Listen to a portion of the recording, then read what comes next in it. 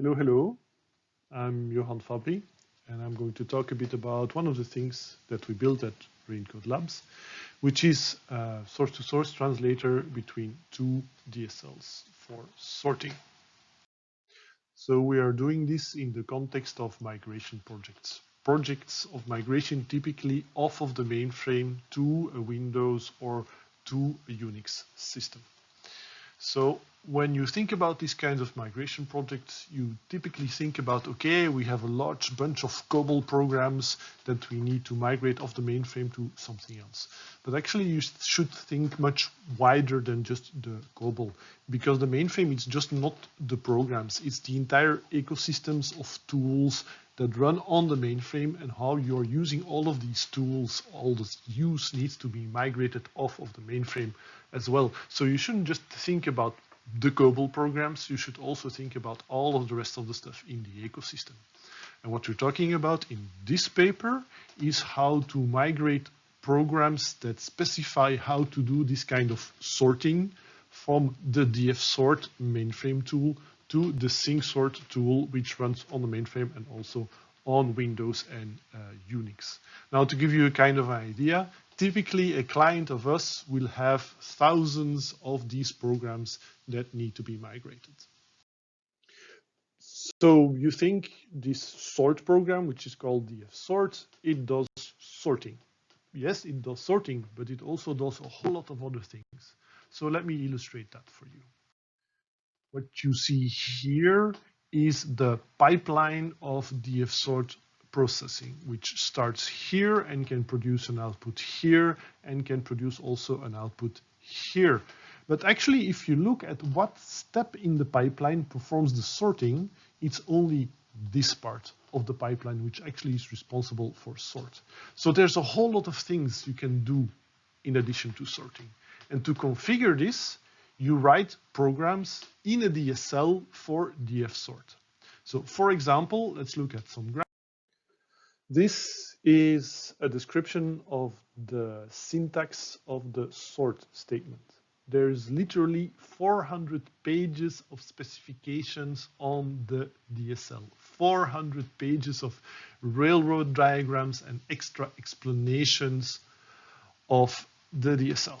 So you see that it's much more than just sorting. Now let's talk about syngsort. Syngsort is a historical competitor to dfsort, and it's got a similar feature set. It runs on the mainframe and also on Windows and Linux, so this makes it a good migration target. Let's have a look at the syngsort pipeline. This is kind of a problem because there is no explicit pipeline in the documentation. I have more or less an idea thanks to studying the documentations for quite a long time. And what I can see is that it's actually totally different from the dfsort pipeline. So what about the syngsort DSL? It's totally different from the dfsort DSL. I'm not going to talk about details here. I refer to the paper for more explanation on that. So processing pipeline is different and the target DSL is different. How do we bridge this gap? We bridge this gap by doing abstract interpretation of the dfsort pipeline when we are doing the translation.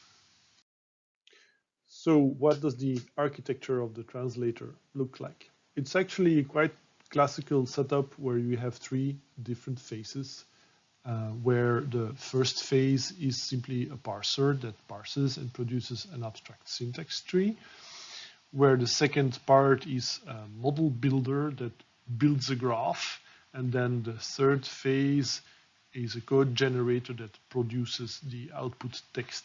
So the interesting part is the model builder. It's actually the model builder that's going to do the abstract interpretation of the dfsort program, building the pipeline at translation time. So I'm not going to talk about the details here since I don't have the time. For more details, I refer to the paper. So once we have this model built by the model builder, what the code generator will do, it will take this graph and it will actually attack it from different angles to traverse it a few times to produce the output string, which is the program which is then eventually written to the disk. Also, mainframe people are actually quite clever people. They perform reuse wherever they can, and we also see that in the dfsort pipeline. Actually, the 3 orange things are the same, and the 2 gray things are the same. And thanks to our design where we rebuild the dfsort pipeline, we actually do exactly the same reuse in our translator. So that brings us to the status right now. Where are we with the translator? The translator is currently being tested by clients, and there are plans to put it into production by the end of this year.